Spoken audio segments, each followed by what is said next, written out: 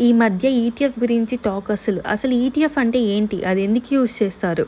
దాని బెనిఫిట్ ఏంటి? మన ఛానల్‌లో డైలీ చెప్తూ ఉంటాను. స్టార్టింగ్ నుంచి ఎండింగ్ వరకు. అసలు ఈటీఎఫ్ అంటే ఎక్స్‌చేంజ్ ట్రేడెడ్ ఫండ్స్. అంటే మన ఇన్వెస్ట్‌మెంట్ చేస్తూ ఉంటాము.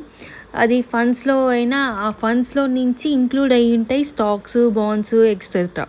సపోజ్ ఈటీఎఫ్‌కి, స్టాక్స్‌కి డిఫరెన్స్ ఏంటంటే, సపోజ్ స్టాక్స్ అనుకో, నువ్వు ఏదైనా ఒక కంపెనీ జ్యూస్ బాటిల్ కొన్నావు. సపోజ్ మాజా జ్యూస్ బాటిల్ కొన్నావు. దాంట్లో రిస్క్ ఉంటుంది. ఏదైనా అందరూ కొంటే అది అప్ పెరుగుతూ ఉంటుంది. ఒకవేళ ఎవరు కొనకపోతే డౌన్ అయిపోతుంది. అది maybe it's typical of marketing.